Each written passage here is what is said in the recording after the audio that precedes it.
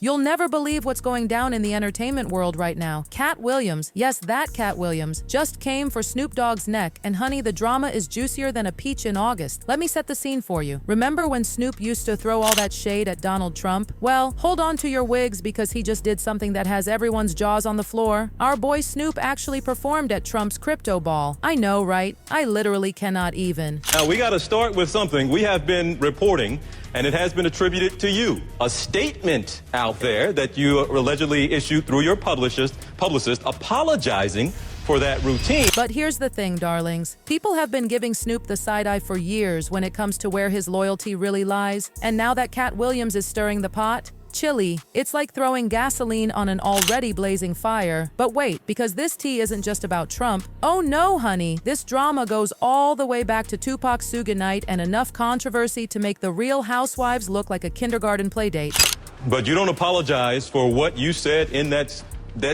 stand-up. I'm not allowed to. As a stand-up, the only thing that I sell is uncensored thought. Now let me break this down for you because it is messy with a capital M. You know Katt Williams, that man has never met a thought he didn't express. Well, he just dragged Snoop for performing at Trump's crypto ball, and when I tell you he went in, I mean he went all the way in. People were literally gasping when they heard about Snoop's performance. Like, excuse me? Weren't you just dragging Trump through the mud in your music like it was your full-time job? But hold on to your seats because Katt didn't just stop at the performance. Oh no, baby, he went deeper than a submarine. He basically painted this whole picture of Snoop's entire journey from his days running with Tupac to now as nothing but a series of calculated moves to save his own skin. The shade of it all. He's basically saying Snoop would do anything, and I mean anything, to stay relevant in these streets.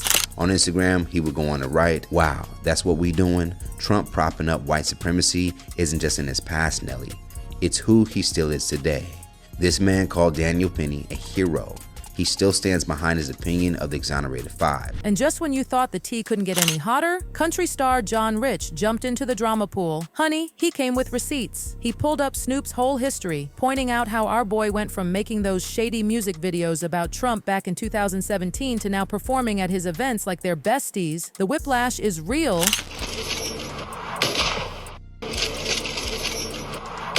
But wait, it gets even better. Benny Johnson had to add his spicy take to this gumbo, basically calling Snoop's MAGA transformation the flip-flop of the century. He was serving follow the money realness, suggesting that maybe, just maybe, Snoop's principles come with a price tag that Trump was willing to pay. Can you believe the audacity? This is Snoop Dogg saying, if you all vote for him, you're stupid MFers. This guy's a punk, don't vote for this N-word, don't vote for him. Now, here's where it gets even juicier. Snoop wasn't riding solo on this controversy train. Rick Ross, Soulja Boy, and Nelly all hopped on board too. It was like a whole parade of former Trump critics suddenly showing up to perform like it was any other gig. And get this, Nelly's already booked for another Trump event. The plot isn't just thickening, it's turning into concrete. We're giving you this backlash because you are propping up a white supremacist. I would ask them to show me where he's a white supremacist. But darlings, this isn't just about Trump. People are saying this is about betraying everything these artists claim to stand for. It's giving very much et tu, brute energy. Some folks are trying to defend them, saying sometimes in this industry you've got to dance with the devil to keep your spot. But when Snoop tried to explain himself, chilly, that just poured more fuel on this already blazing inferno. When Snoop finally addressed all this drama, he tried to play it cool like a cucumber in January. He was all, it's not about picking sides, and this is about business and bringing people together. He really tried to sell us on this whole moving beyond past disagreements narrative like we were born yesterday. But I am honored to be performing for the office, for the President of the United States, regardless. Ain't another president asked me to perform.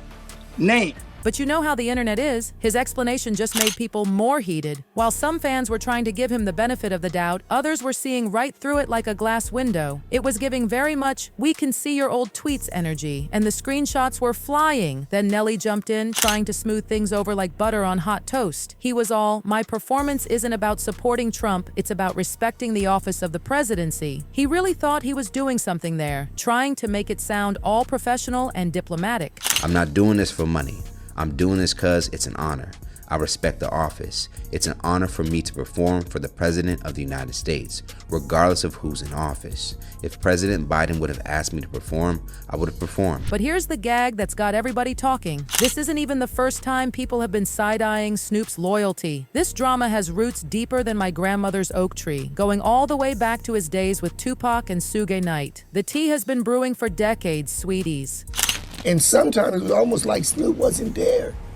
He went from the biggest thing in the world to now everybody's talking to Pop. Let me take you on a little trip down memory lane to one of the messiest chapters in hip-hop history, the East Coast-West Coast beef. Picture this scene. Tupac is out here going to war with Biggie and Puffy, putting his whole heart and soul into this beef, and what does Snoop do? He goes on Angie Martinez's show and calls them his homeboys. The scandal, the drama, the betrayal. Did you know that Tupac and Snoop wasn't seeing eye to eye like that before his death? Because you was one of the last people with him before he left for Vegas, because you recorded one of his last songs. Child, when I tell you Tupac was livid, I mean he was seeing red. According to Spice One, who had a front row seat to all this drama, Pac felt like Snoop had just stabbed him in the back with that Switzerland neutrality move. Like, how are you gonna play both sides when your brother is out here fighting battles? Well, he was a little upset over that. He would tell me like, you know, Snoop trying to be cool with him. And at the same time, before I understood what Snoop was going through, I was like, damn, he trying to be cool with him after they shot you up like that in the studio?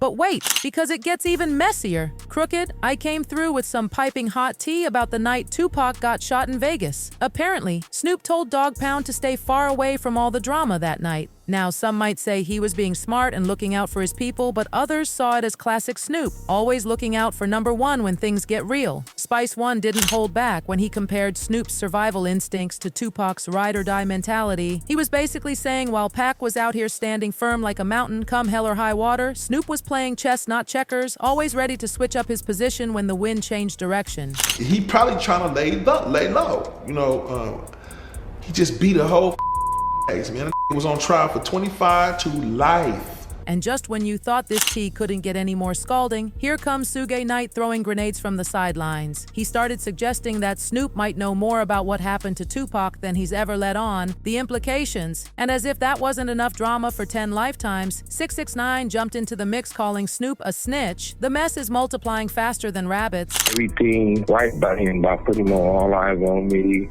speaking about him and being real with him. And if it's true what they say, face to face is going to be a lot of explaining to do. But here's where the story takes a turn that'll have you reaching for the tissues. Snoop has actually tried to make peace with Tupac's legacy. He reached out to both Jada Pinkett Smith and Afeni Shakur, Pac's mama, to honor his memory. It's giving very much trying to right past wrongs energy, and I'm not gonna lie, it's touching my heart. Yeah, I heard Snoop, he was real hurt by that, huh? Hell yeah. Pac was he was our friend. You know, our real friend. Now get ready for the part that'll have you crying into your morning coffee. When Snoop saw Tupac in the hospital after the shooting, he literally fainted. Can you imagine? Afeni, bless her heart, had to help him pull it together, telling him her baby wouldn't want to see him weak like that. She even gave him a private moment to say goodbye. I swear I'm not crying, it's just allergies. She knew it was a little tension, but she knew how much we loved each other, so she gave us a moment for me to say some things to him as far as how much I love him, but I knew that was gonna be my last time. The pain in this story just keeps coming because Snoop still carries the weight of their last interaction. After that infamous Angie Martinez interview, Pac wouldn't even look in Snoop's direction on a private plane. Snoop has admitted that memory still cuts deep to this day. The raw emotion, the unresolved pain, it's almost too much to bear. You may think it was more people against me, it was more people with me. Oh, well, we know. Yeah, I saw that. That was the strange. That was just, that. thanks, Snoop. You said what we've been wanting to say. Right. But you shouldn't have said it like that. Yeah. That part. You get it? Yeah. Even though Snoop has made efforts to heal these old wounds by connecting with Jada and Afeni, showing love and respect for Pac's legacy, this Trump performance has everyone questioning his motives all over again. It's like watching a soap opera where the plot keeps coming full circle. Are we seeing genuine genuine growth and evolution, or is this just another episode of Snoop doing whatever it takes to stay in the spotlight? Fast forward to today, and it's like watching history repeat itself with a modern twist. From making those shady music videos about Trump to now headlining his events, it's giving very much wherever the wind blows energy. Katt Williams is connecting all these dots to a bigger conspiracy in the entertainment industry, talking about clones, power plays, and all sorts of wild theories that'll have your head spinning. But here's the twist that's got everyone's wheels turning. Trump is actually gaining support in black communities. So now nobody can even decide if Snoop's move is a straight-up betrayal or if he's just reading the room better than everyone else. The plot twists just keep coming. I spoke with Suge Knight recently, who said he used to be a superstar and now he's just a no-limit soldier. What do you say to that? He used to be a CEO, now he's just an inmate. David Sachs, the mastermind behind the crypto ball, tried to pour some cold water on all this hot tea by claiming it wasn't about politics at all. It was about innovation and building bridges. But Katt Williams wasn't buying what they were selling. He sees this whole situation as just another example of entertainment figures trading their souls for survival in this cutthroat industry. But you don't apologize for what you said in that stand-up. I'm not allowed to. As a stand-up, the only thing that I sell is uncensored thought.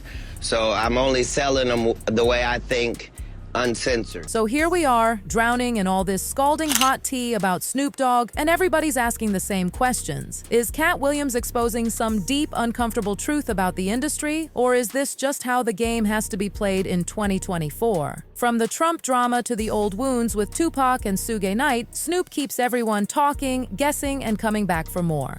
Katt Williams joins me now live from Los Angeles. Katt, good morning.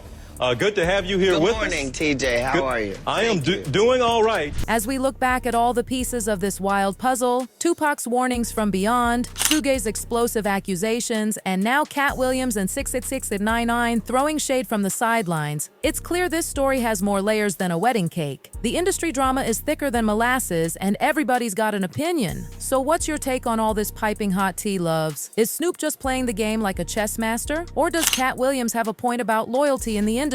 Drop your thoughts in the comments below, and don't you dare miss our next video, because honey, the tea we're brewing up is going to be even hotter. Until next time, keep serving that drama. Keep serving that drama.